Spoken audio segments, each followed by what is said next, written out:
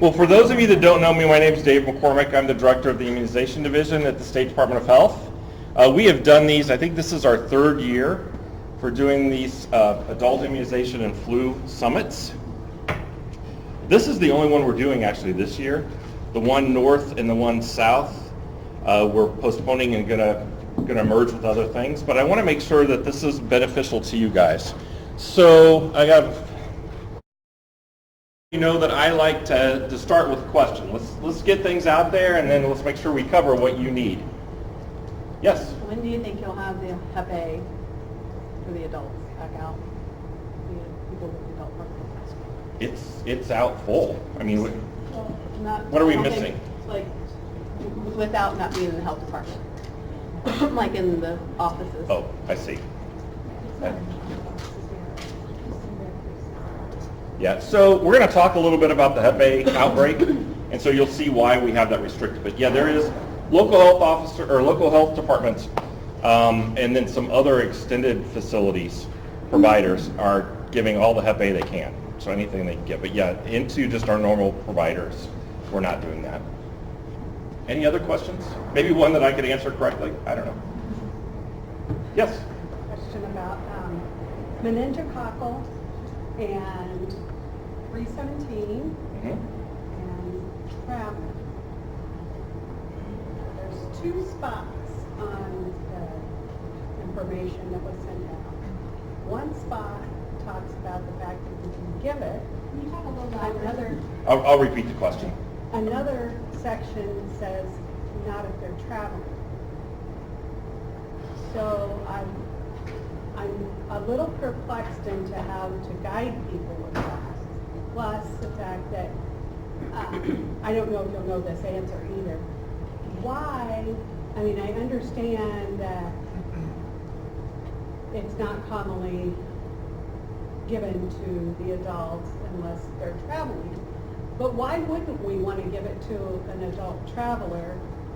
Because if they come back, they could be bringing it with. So I don't quite understand all of that, and really, if you could just shed a little light on, is it supposed to be used for that, or is it not supposed to be used for that? Okay, all questions here forth are limited to 7 words. No more than 7 words. All right, so question is, the adult program does include meningococcal. So and it's the quadrivalent and then Min B. However, we do have a stipulation in there that travel vaccines are not included in the adult program. And so Jennifer's question was, you have it in 2 different places. It says that you can offer meningococcal, but it says that if they're traveling, they cannot have it. And then her I think 6th question was, wouldn't we want the those traveling to be fully vaccinated so when they came back in, they wouldn't bring disease? So here's the stance we have. We have a very limited budget with our 317 funds, and that's what funds our adult program.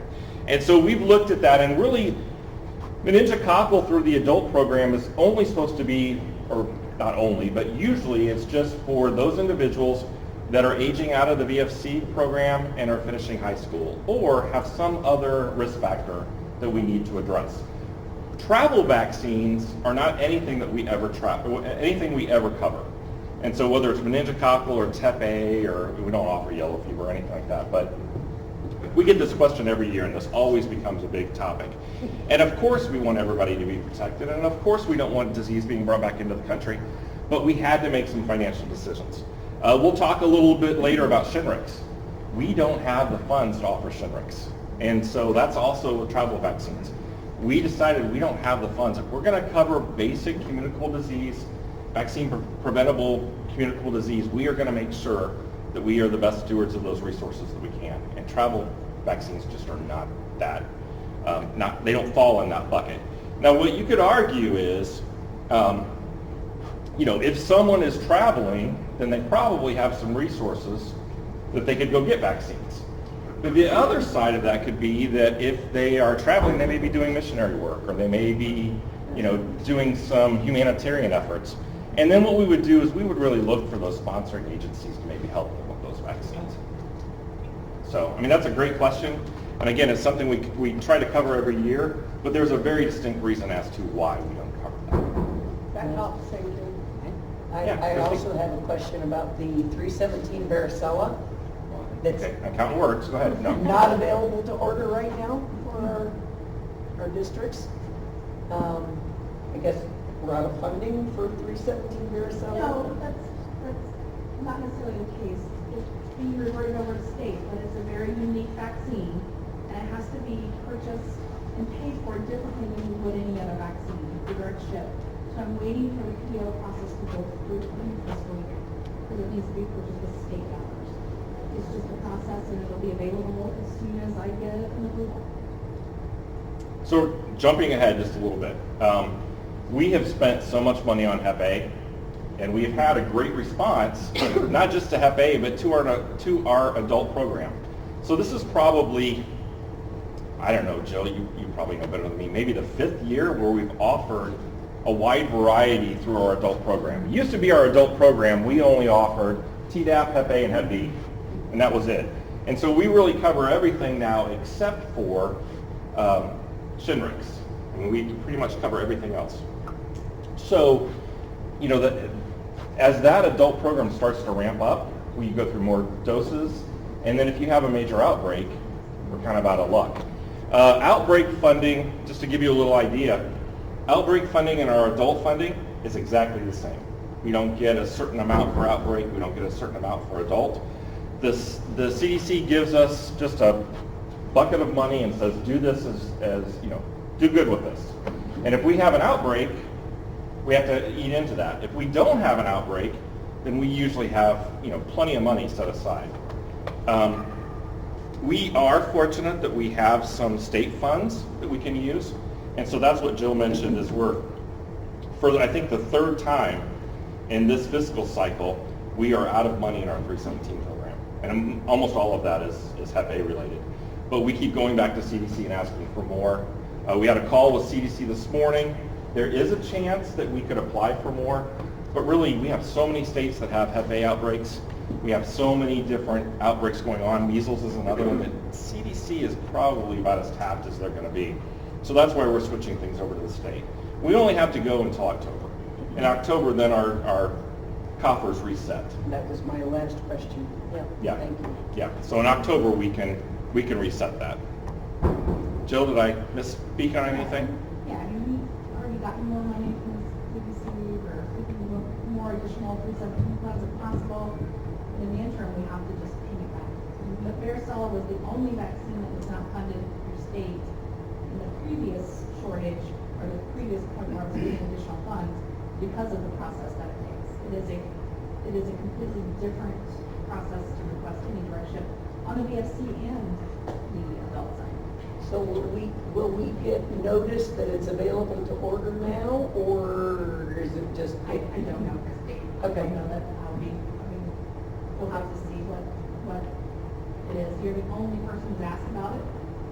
And that's why I replied back the same thing to you last week, is I just simply am waiting for the wheels to turn at the state level to give me that approval.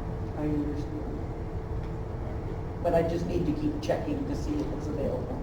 I would say it should be available hopefully by next week for the August orders.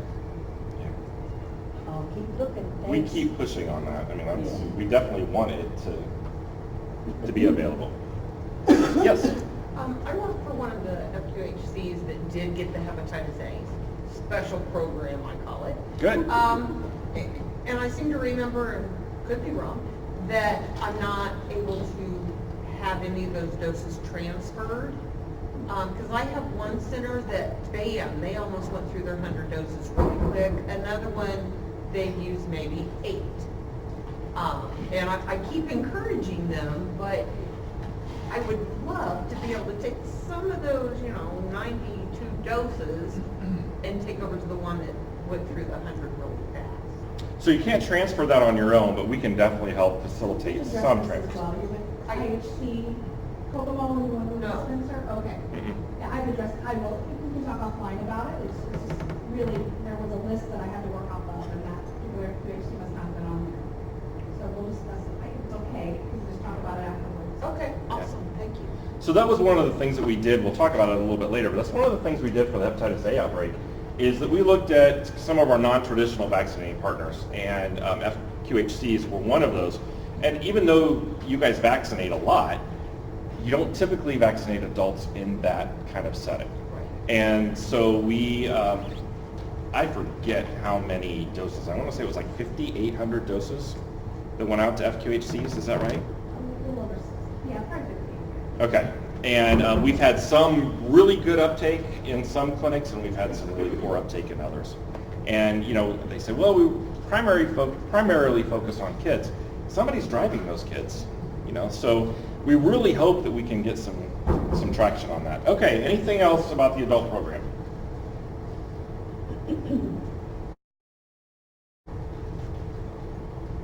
All right, so I thought we'd just start with hepatitis A. Anybody tired of talking about hepatitis A? I hate hepatitis A. I cannot stand it.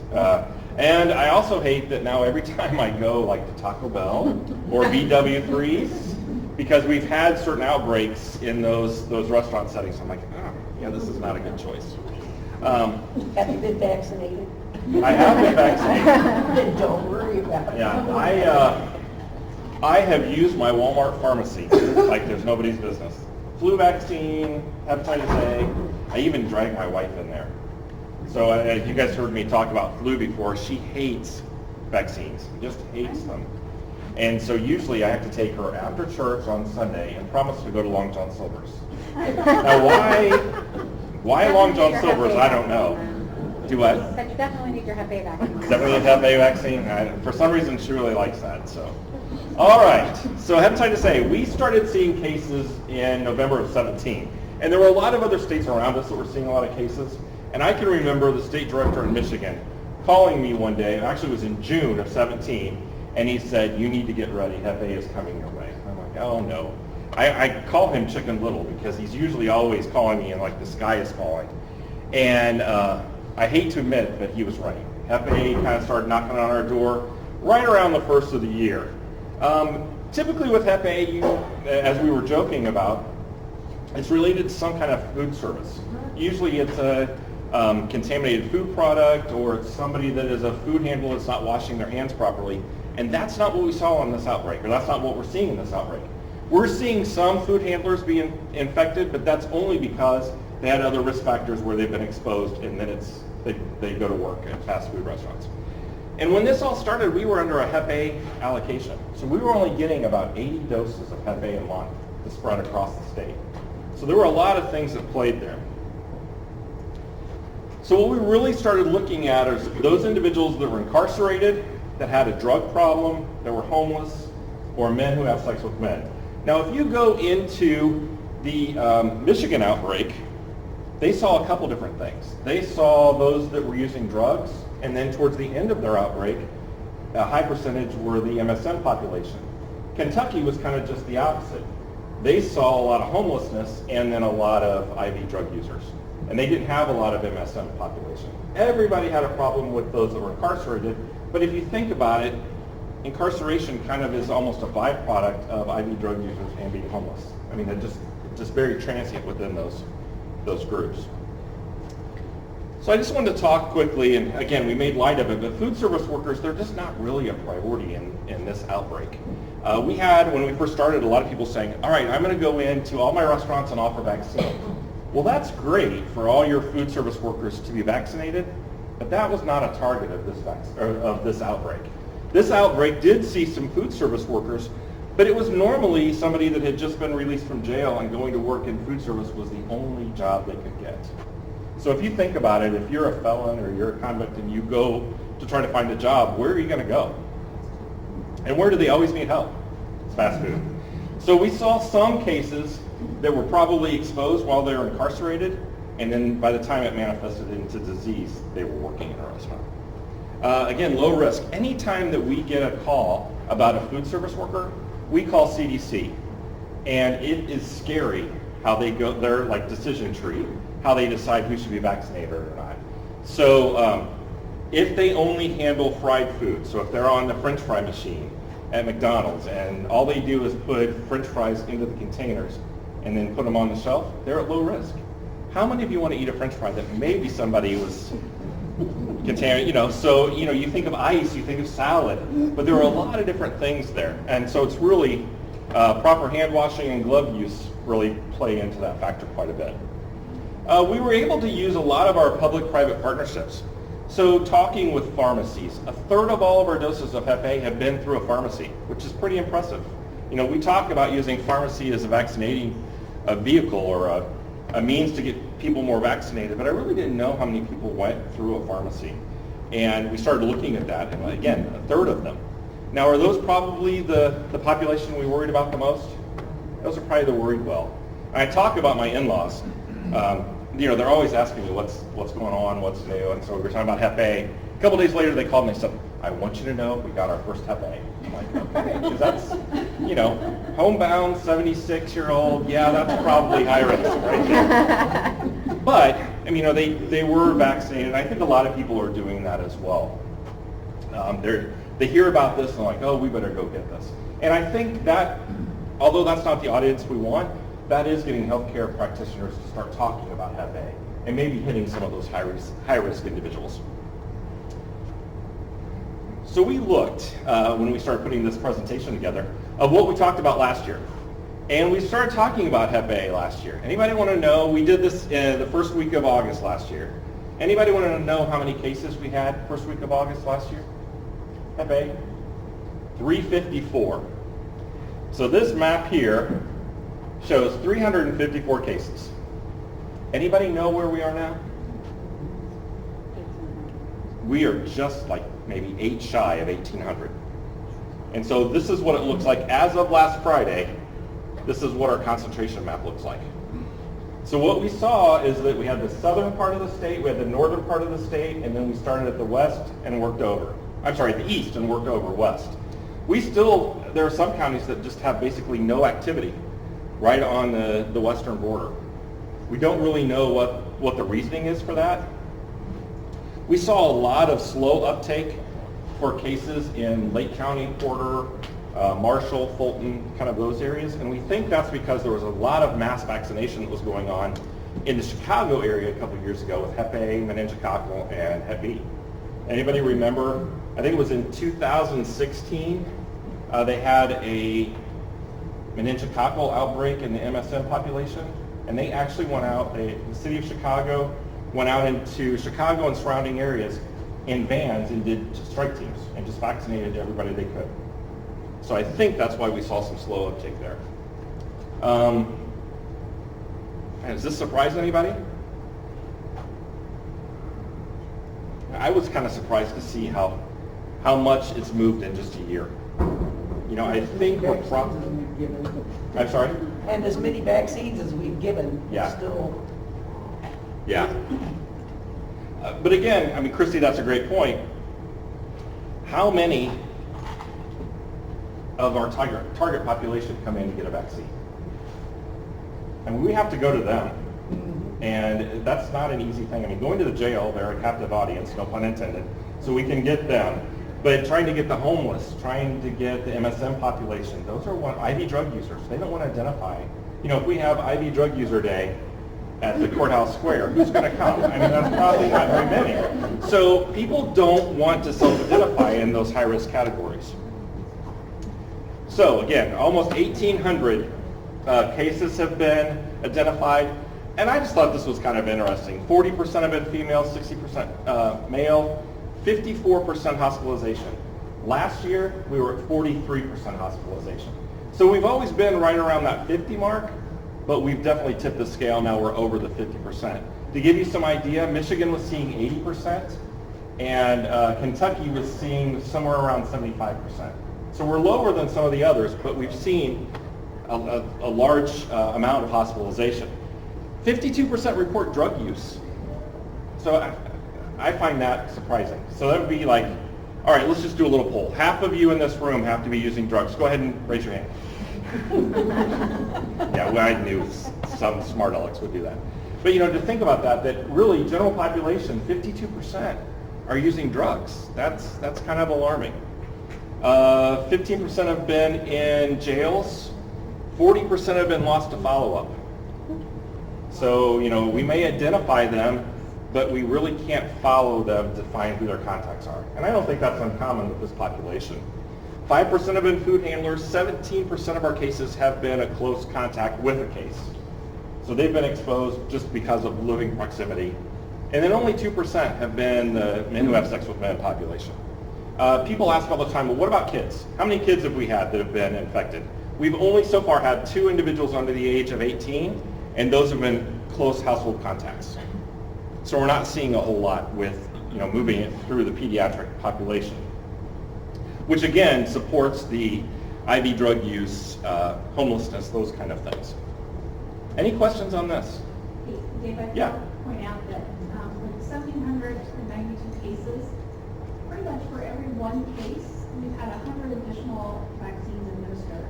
So the data we pulled out at CHIRP, we're at 173,589 doses administered since January 1st of 2018. And so I think that's really important that we emphasize that as well. We are being out there vaccinating, we just aren't seeing the population where we continue to see the cases. And so we're looking at ways to get there. Dave's going to talk more about that, but I just think it's helpful to think of that. For every one case, we have about 100 that have been vaccinated at least once. Some of those maybe, it's a rough estimate. I also think that for every one case that we've identified, there's probably a percentage that have not been identified that are positive. What that is, I have no idea, but I'm sure that we're missing those. So are we seeing a decrease in current cases, identified cases? Okay, great question. I don't know if everybody heard Christy's question, but are we seeing a decrease in our cases? And I'm going to give you Dave McCormick's view. Yes, we are seeing a decrease. However, that is only as good as the data that we have at the moment, because what's happening is 2 weeks ago we were right around 1,710, and then we've seen almost 100 cases, and so I'm like, okay, we must not be done with this outbreak. If we're seeing 50 cases a week, we're still seeing a lot. What's happening is these cases are being closed and they're being confirmed that they are a case. So we had a lot of outstanding cases, and so right now our numbers are probably going to increase another 150 to maybe 200 cases because of pending cases that are out there.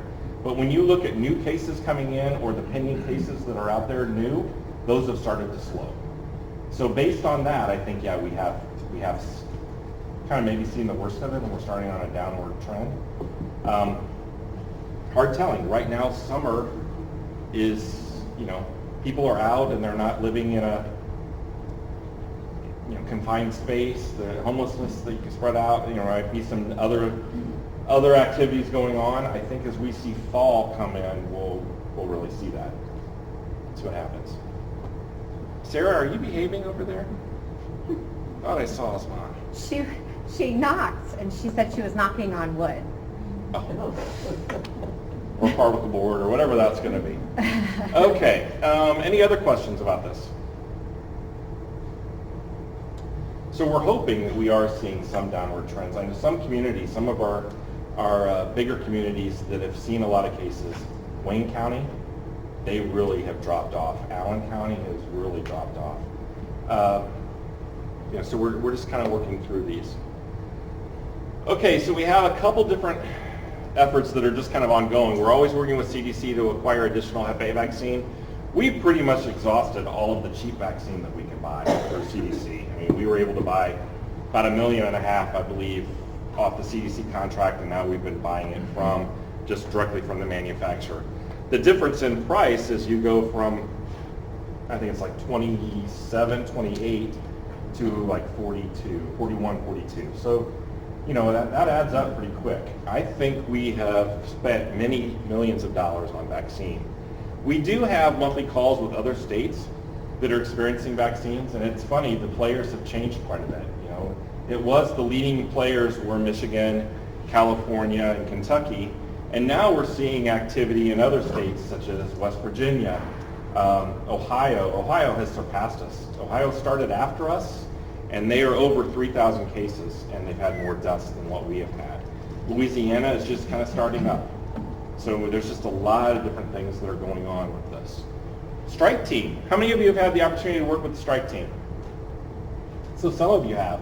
And from what I'm hearing from other states, that was kind of a novel approach that we took, was having a strike team, modeling it after what we did for H1N1 in 2009, and get people out in the communities to help. You know, this hit kind of back to school and flu season. That's when our heavy time was. And that's really the heavy time for all of our providers and our local health departments. And so we recognized that and thought, okay, we need to get somebody out there to help. The strike team has been able to go into jails, to go to some of the community clinics. I think 2 weeks ago they were at a county fair. They've been at food pantries. They've been in gas station parking lots. They've even been in a couple meth houses, I hear. So, you know, there's just a lot of different places. If I'll put in a little plug for the strike team. If anybody would like to schedule additional time with the strike team, contact Lisa Pearson is in the back of the room, or contact Jill or I, and we will make sure that we get you on the schedule. We're increasing our adult providers, and then again, we're using state funds. So I don't know how many of you knew about this, but we have always had, I think since about 2010, 2011, we've had the Indiana Checkup Fund, which is a fund that actually comes through the state Medicaid office, and $11 million have been appropriated to the immunization division to increase immunization rates basically for children. A couple years ago, the legislators changed that language that just talked about increasing immunization rates. It didn't have anything in there about children, which actually was a huge win for us. It was unintentional, but that allowed us then to start using some of this money for Hep A to fund the strike team and to do some of our other activities.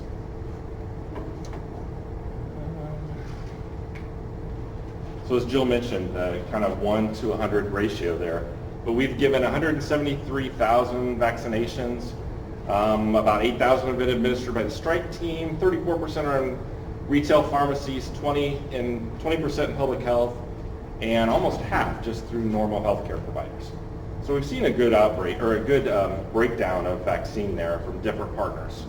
Typically when we have an outbreak, it's always public health that responds. And so we're glad to see that some of our other vaccination partners are helping with this. So lessons learned from Hep A. Foster a relationship with your county jail. Before Hep A, how many of you had a good relationship with the county jail? Anybody? A few? We heard from most counties that they didn't even know who to contact about going into the jail. We have one county that still refuses to go into the jail.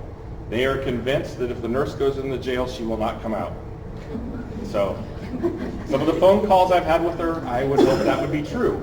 But I'm just teasing. Those are frustrating phone calls when they have active cases and the nurse just says, I am not going into jail. Well, how are we going to get people vaccinated? Or we're like, you got to go into the jail and vaccinate people so that we don't have cases. And then they say, nope, we're not doing that. And then they have cases. And you kind of want to go, I told you so. But you got to figure out a way to get in there. One problem we've had is we have had some of our providers just go and take vaccines somewhere and say, here, vaccinate people with the state's vaccine. We can't do that. The vaccine has to stay in the possession of us all the time. Open communication. Let us know what's working, what's not. This has been a very trying time, not just for my staff, but for health department staff, healthcare providers, jail staff. Just make sure you keep all the lines of communication open. Lengthy process. So we thought that this would be an outbreak, that we would go in, vaccinate some people, we'd get it contained, and we'd be done. We have been at it for 18 months, and according to the trend that Michigan took, we probably have another 6 to 12 months going at this before we can actually be done. We need to go through 2 incubation periods without any new cases, before we would call this to be no longer an outbreak. So we've still got some work there. Vaccine transport. Sometimes there are added benefits that we don't know about. And in doing off-site clinics or doing jails, we've used this as an opportunity to try to build the capacity for local health departments and for ourselves, actually to go out and make sure that you can move vaccine around. We have money to buy transport containers if you need that. If you ever want to see a lot of transport containers, go to Marion County. They have like this whole wall. I was in Vanderbilt County last week, and they're like, we moved our vaccine around. One whole wall was nothing but Accu-Temp storage cubes. So there are a lot of those things out there. Plan ahead. All of these events take some planning. Who's going to be there? Who's going to get the vaccine? Do you have enough vaccine? Do we need to ship it to you? We have done a lot of emergency shipments for this, and CDC has been very gracious. They've not really slapped our hands on that, but we try to make sure that we plan ahead for clinics and get vaccine to you within a 2-week window.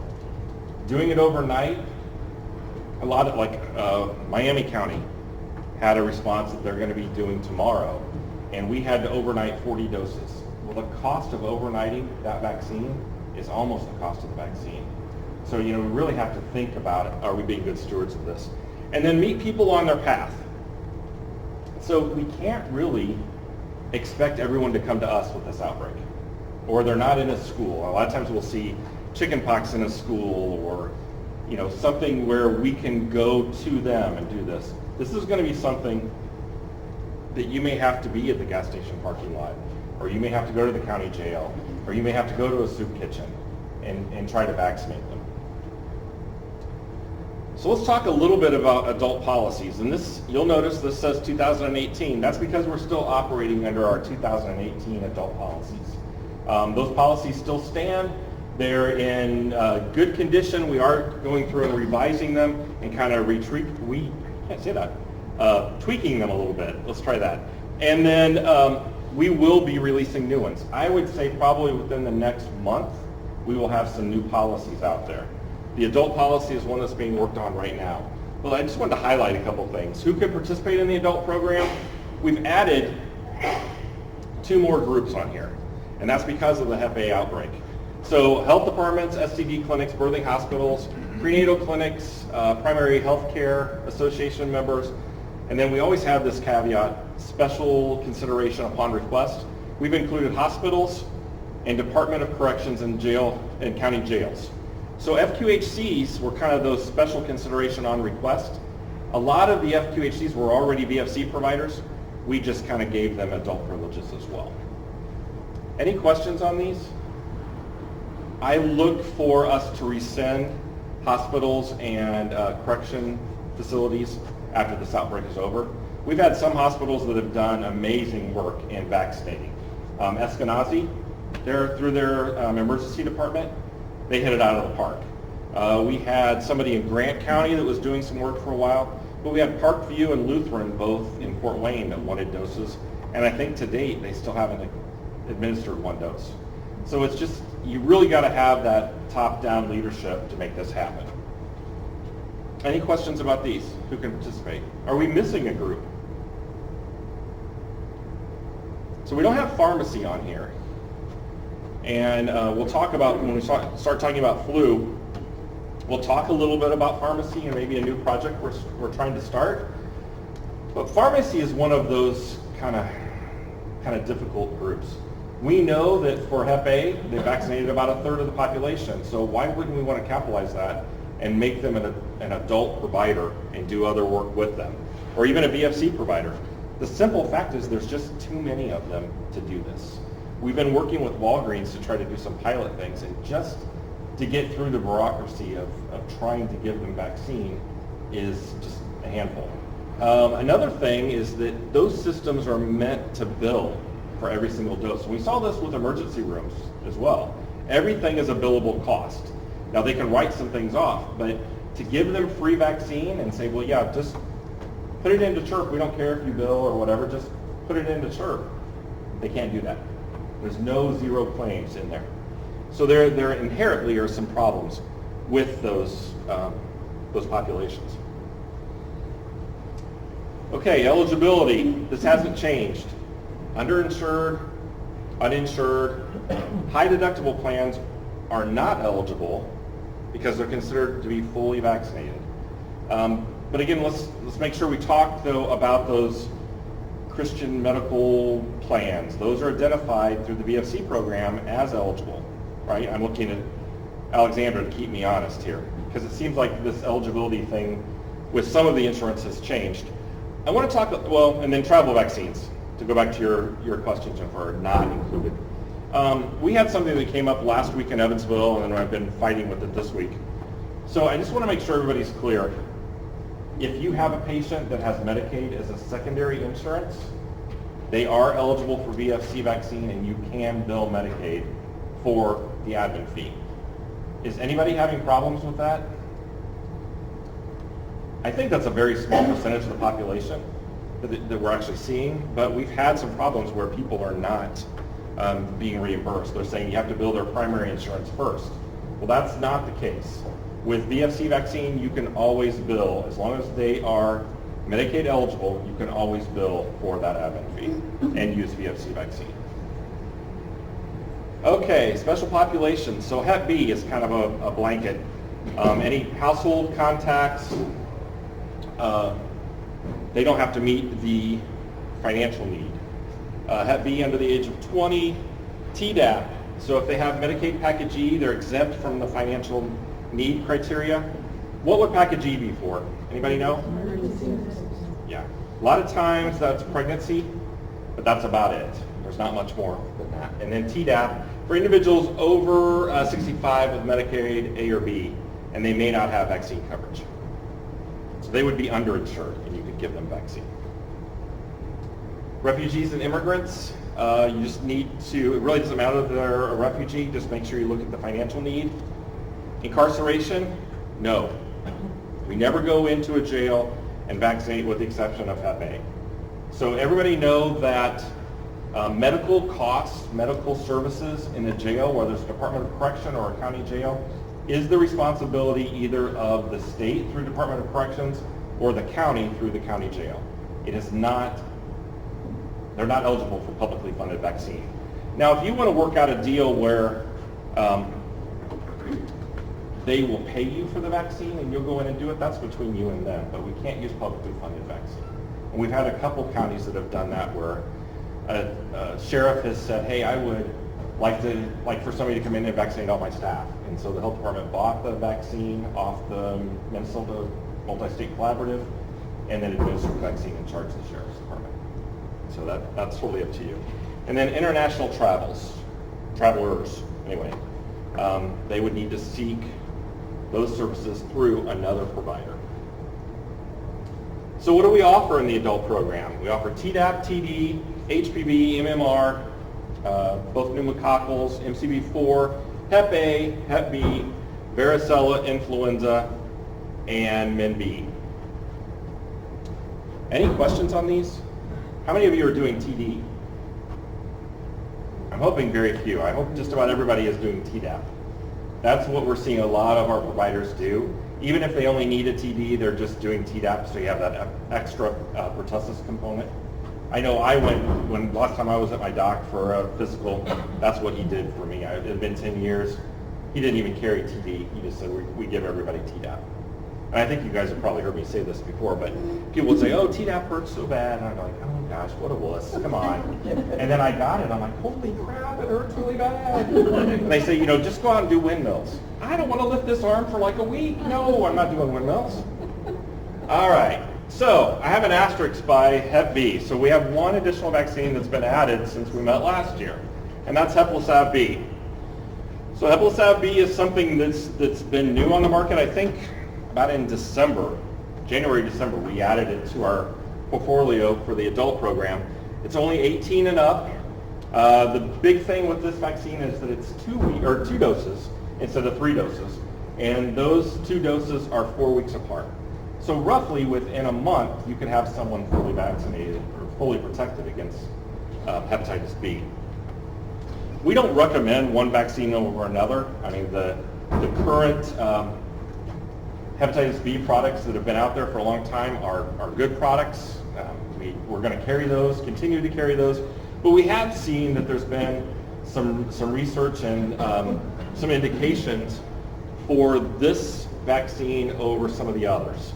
And in Scott County, they were trying to make sure that they protected individuals against Hep A and Hep B because they have a large HIV population and a large IV drug use population.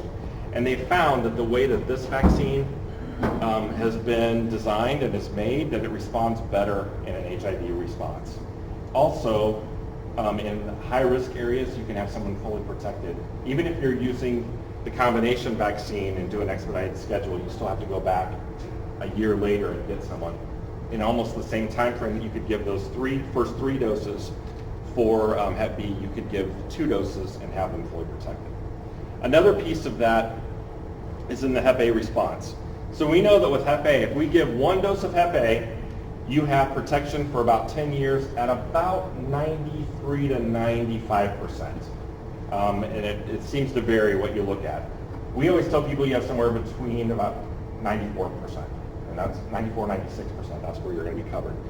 And if you do a single antigen Hep A, and then you do Heplisav, in a whole month, you've got somebody protected for at least 10 years against both A and B. And that's, in some of our populations, that's been a really beneficial way of looking at this. Any questions about this? And again, we don't typically highlight one brand over another, but since it's a new vaccine, I just wanted to take just a few minutes to talk about it. Okay, so adult immunization. I'm sorry? Do you know the difference in the cost per dose of Heplisav and Hep B? I'm sorry, I do not. I'm just curious. Yeah, I know there is a difference, but I have no idea what that is. Okay, but I think you also have to look at is the difference in price comparative to 2 doses versus 3 doses too. And I just don't know that. Both are offered, so we don't typically offer Twinrix routinely on the adult program. We've made some exceptions for some populations. Indrix and Heplisav are both on the adult contract, and you can order both of those. Okay, so adult immunization coverage is low. That's not really a surprise, but we are seeing that through our adult program, we're getting a lot more uptake. We're seeing a lot more vaccine go out the door than what we had before. And I really think that some of these activities, because of our Hep A outbreak, is leading to some catch-up vaccines. We've heard, from people that have been into their doc because of Hep A that they are getting other things, pneumococcal being one of those. So I think there's some benefit to this. We pulled this data, and this is actually old data, but there's not been a recent BRFSS. I think it will be coming out probably in August, and we should have 2018 data to kind of see where we are with the trend. But we are seeing, that we're, at least for influenza, we're seeing some good increase, and we're a little higher than what the Region 5 or actually the national coverage is. So we want to talk a little bit about 317 funding. I kind of highlighted this a little bit ago, but if you'll look, this slide tells you a couple things. It tells you in 2013 we had almost $3 million. And then in 2014 we were cut by about half. So every year we've been receiving somewhere about 1.25 million and 1.5 million. This year we've had 2 different requests. We haven't done that since 2016. But now we've had 2 requests, and we're through that second request. We're out, so basically in 317 fund, we're out of money. We're asking for some more, but this is just to kind of give you an idea. This is only for a 12-month period that we're looking at.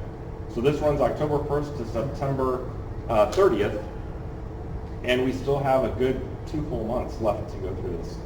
We don't have any more funds. So, this funding is very limited, and when we talk about not being able to provide certain vaccines, this is why. It's because there's just not a lot of funds there. Those days, if we had $3.5 million again, there would be all kinds of things we could do with this. When I first started, I think we were over 3 million. I want to say we were almost 4 million in 317 funds, but we were using it to do underinsured kids. CDC didn't have a whole lot of restrictions on that. And so now, the only thing your 317 program can be used for are outbreaks and adult or special populations. So we've had to really pare down that and try to target things, but again, that money doesn't go really far. So vaccine utilization. So we've had some years where we budget a whole bunch and we don't use very much. So anybody know what happened in 2015? And I will take the total fall for this. Anybody know what I did? So I was big on the HPV bandwagon, and I heard from some people that people were aging out of the VFC program and couldn't complete the HPV series. So in my wisdom, I talked to a couple of people, and they're like, oh yeah, we see that, we need this. So we put a whole ton of money in HPV vaccine for the adult program. And there just wasn't the momentum to do that. Once you allocate those funds, you're kind of stuck with them. So we weren't able to do too much else with this. How about 2017? So there's not a whole lot of uptake there either. Anybody know what happened there? That was the first year we introduced adult flu, or seasonal influenza, into the adult program. And we were very aggressive. We thought we would go through 50,000 doses first year. Easy. Yeah, I think we went through, what was it, Joe? Like 12,000 at best? I mean, it was pretty miserable. But, you know, you don't know until you try these things. And so you'll see some years where we've utilized more than what we actually had, and we've had to ask for more, and you've seen other years where we just don't quite make it. These last 2 years, it's all been about Hep A. So that's why we've utilized that. We have greatly pared down the adult flu. We ordered, I think, 12,000 the following year, and then we ordered 18,000 this last year. No, last year, I think we're ordering 25 this year. So we have seen a great increase with that. It's hard for me to think about flu season again. Is it for anybody else? It seems like we just got done with that. Yeah. It's like flu is like year-round anymore. And we are still working on the returns. We need to be patient. Yeah. We get like 100 returns a day sometimes. Okay, so let's talk just a little bit about adult influenza. So, I should have just went to the next slide. So we've ordered 25,000 doses for this next year. It's about 25% of our 317 budget. And we're looking at the BFC. So a lot of people say, well, I just don't see this adult population. Well, we have a big BFC population that come into the same providers. And most of those kids can't drive themselves or don't bring themselves. So there's got to be some parents there that probably fit into that same either financial need or that some of the same high-risk categories. So let's talk to them and see if we can't get some of those parents vaccinated.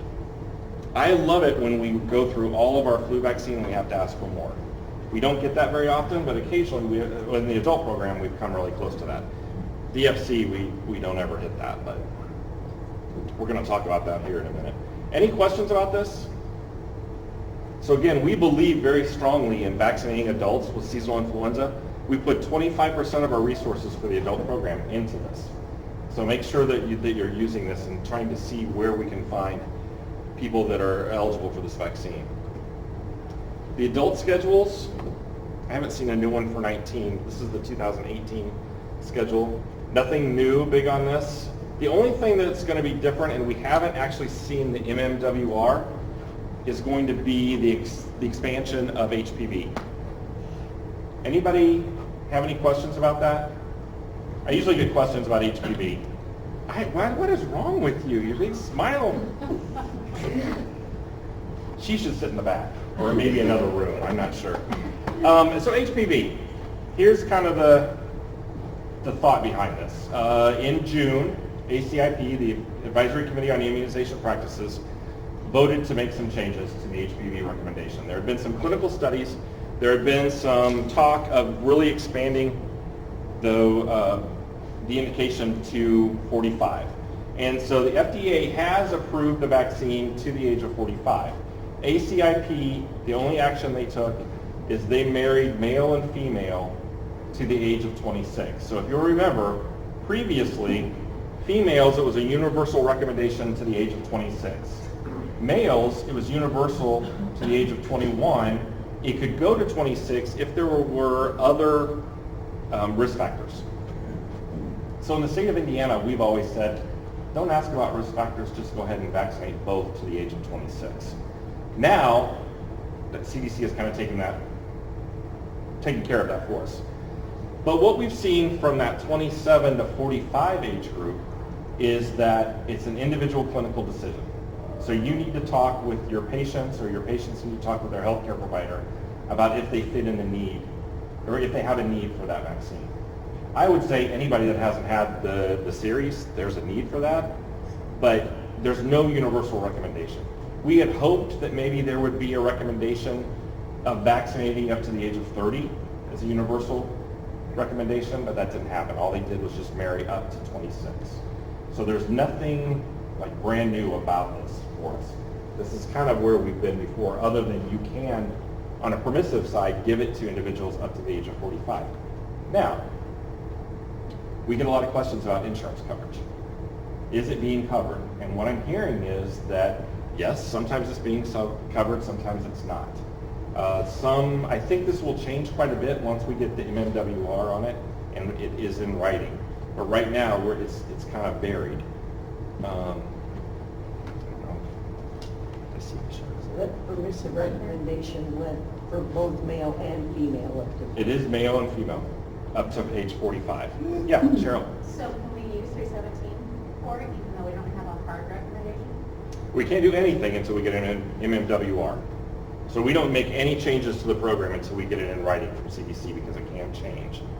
So at this point, you can administer to both to the age of 26, but nothing past that at this point. As soon as we get the MMWR, we will reevaluate that. Good question though, Cheryl. Yeah. We're getting a lot of people calling and saying, should we be giving it to everybody through the age of 45? And really, until we see what the MMWR says, the recommendation is have that conversation and then call and verify with your insurance those could be covered. Any other questions about that? An extra diagnosis could be added to, your risk factor. You could add that extra diagnosis, Okay. not just the well-child code. You could add the high risk factor or whatever it is to the administration code, and that may help it get covered. For an adult though? It wouldn't. Like a high risk, Okay. like if you know that it's a high risk coverage or whatever, that can help it get it covered. Okay, so I'll be curious to see how the adult schedule changes when those recommendations are actually published. Especially if you've had like an abnormal PAP or something, that can help get your HPV covered.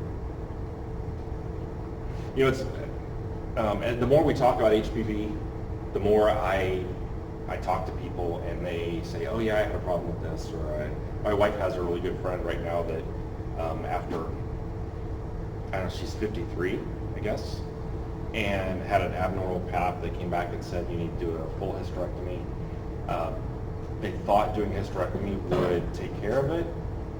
During the hysterectomy, they sent the whatever they removed to pathology and found out that it was cancer. And the way that they did the surgery, they are worried that they spread cancer cells. And so now doing radiation. And so, it's amazing. I never heard about these things before. So I really think people are actually going out and being tested. They're getting those diagnosed, those routine, examinations. And then I think we're talking just a lot more about HPV-related cancers. I don't know, oropharyngeal cancers, they're on the rise. We hear more and more people talk about that. But when I think back of people that I've known that have had throat cancer or esophageal cancer, there's probably been a lot of connection to that down the road. Okay, so I just find this an interesting way of looking at this. Regardless of age, everybody needs Tdap and influenza. Based on age, you would get zoster vaccine or pneumococcal, risk-based, Hep A, Hep B, pneumococcal, meningococcal, and then catch up any missing immunizations, so it would be varicella, MMR, and polio. Anybody getting a lot of questions about the MMR recommendation? So I thought that was a little confusing, but in light of the measles outbreak, there's been a lot of concern about this. So basically, if you received the vaccine between, I'm going to tell you this wrong now. I've talked about this so many times. If you received 63 to 68, yeah. If it was the killed vaccine, though, Right. that was the difference. If it was the killed vaccine, then you needed to have it repeated. But if you've only had one vaccine, it was a live polio, or live MMR vaccine, then you're good. You don't need to have something, even though that recommendation is for 2. It doesn't hurt if you have any concerns to go, and we're hearing that is always being covered. But we're really not seeing a problem here. Kind of an interesting side note. Last couple days, I've been dealing with a Jewish family that does not want to be vaccinated at all.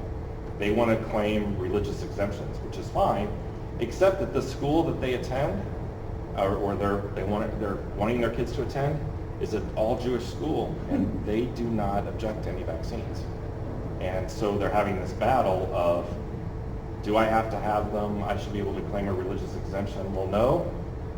We're a religious school, and we say that it's fine, so it's just going back and forth. So there's a lot of different things, and I think we're probably more in tune with that because of the outbreaks that have been going on throughout the nation, especially in New York. Okay, so adults, this is just a good tip sheet that's out there by the Immunization Action Coalition. I love this, the halo. So looking at what vaccines you need based on health factors, age factors, lifestyle factors, and your occupation. Has everybody seen this? This is also put out by the Immunization Action Coalition. It's a great resource. And I believe Lisa has these they're on your website as well, aren't they, Lisa? Or a link? I think so. Yeah. I'll double check to make sure. Okay.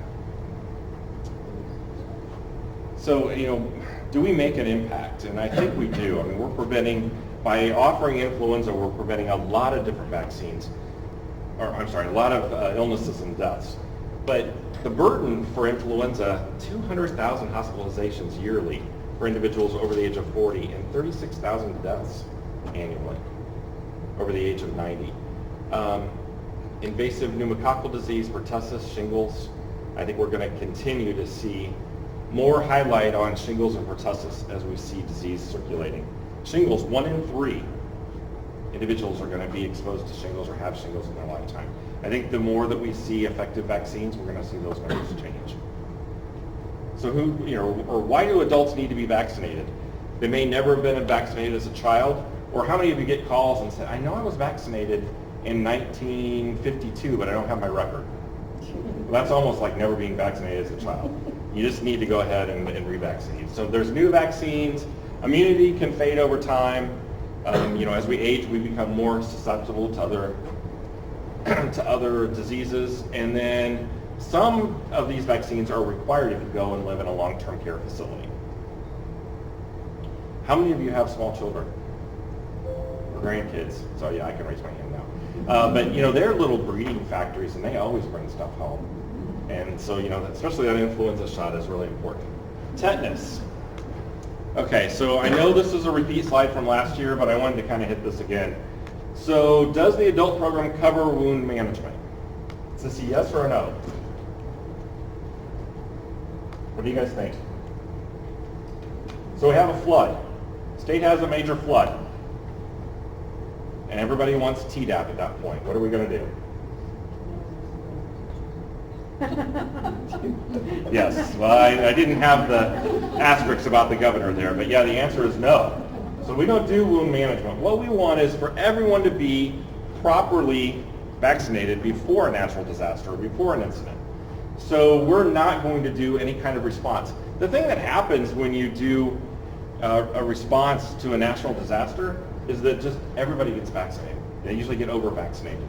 We joked about Washington County years ago that a tornado come through, and they must have just been sitting at every corner, and just if the window was down, they were shooting people in the arm with vaccine because there was no way they could have vaccinated that many people.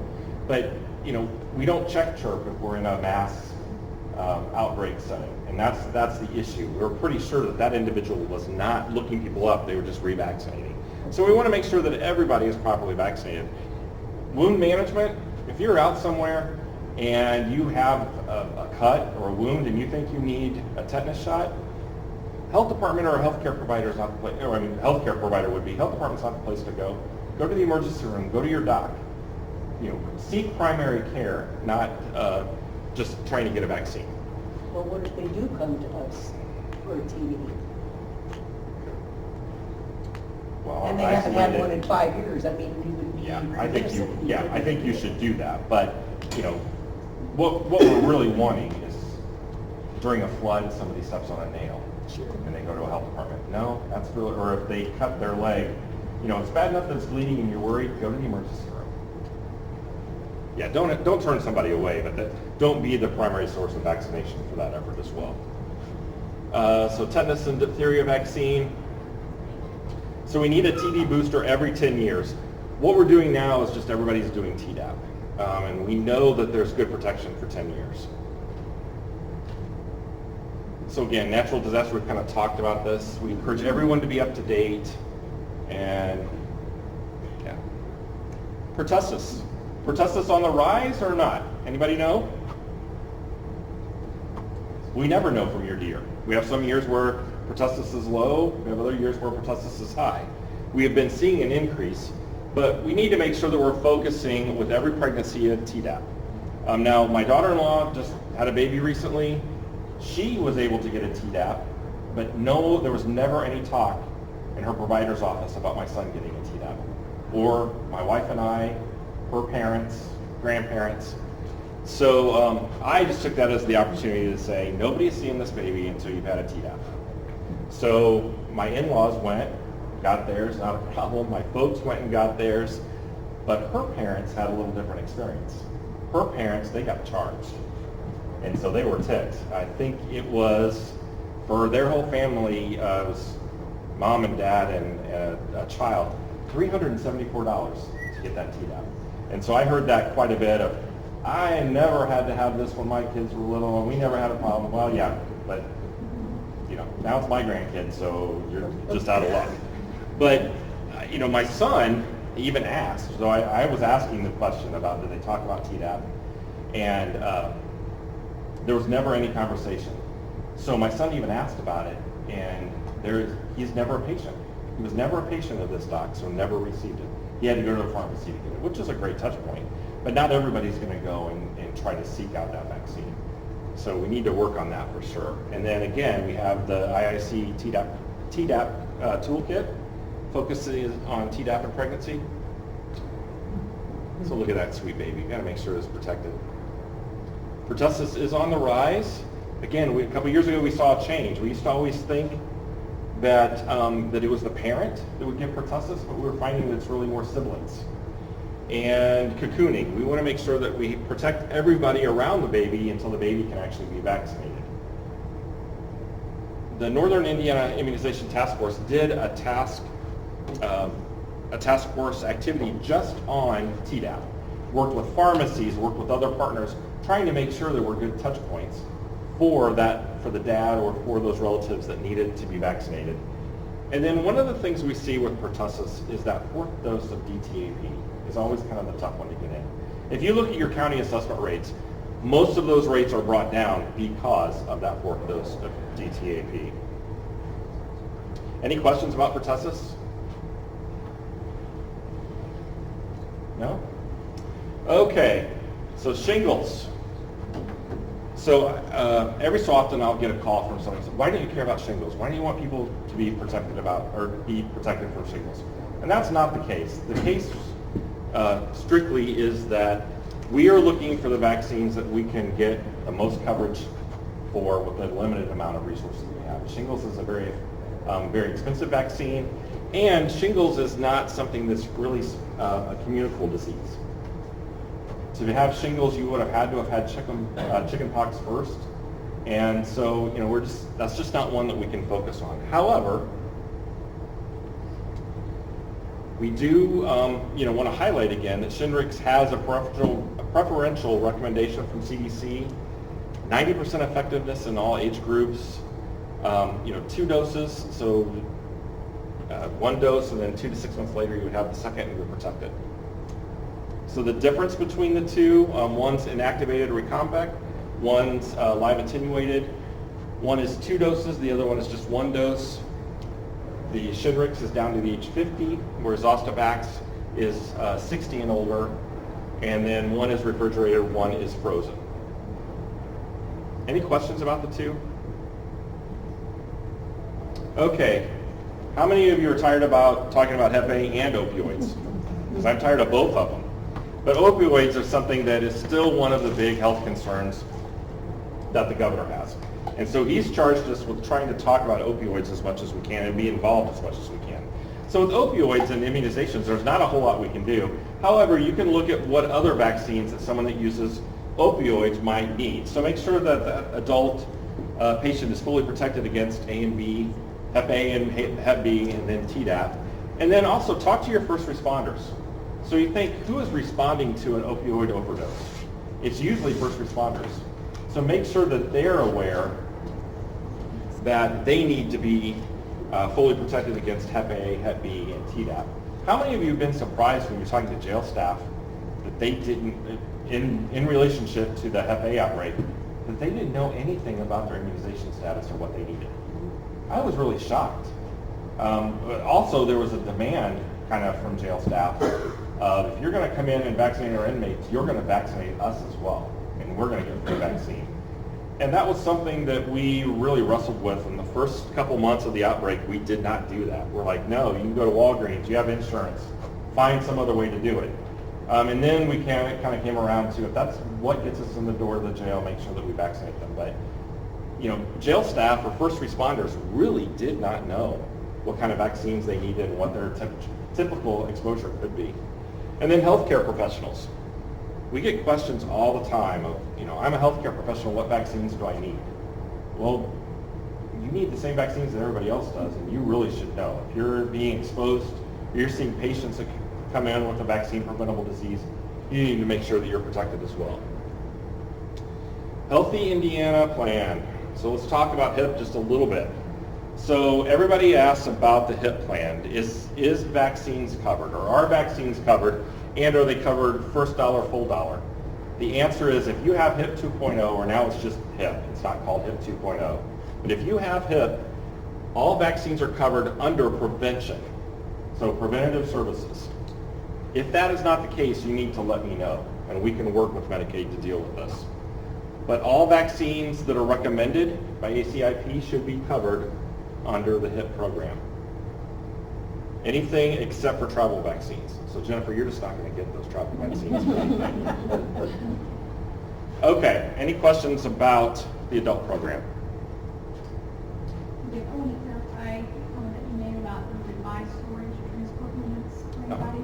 That's really limited to local health departments. Oh, okay. Because Yes, excellent point. Provider, anyone in FQHC, anyone otherwise, we just simply can't do that because we have to approve and transfer the vaccines for you. The health departments have a whole different process that we do with them, and because of the Hep A outbreak, we allow for that. So just wanted to clarify, because I know that there are some private provider sites that are non-local. Yeah, that's a great great clarification. Thanks for sharing that. Anything else? Okay, how about a 10-minute break? Can we do that? Okay.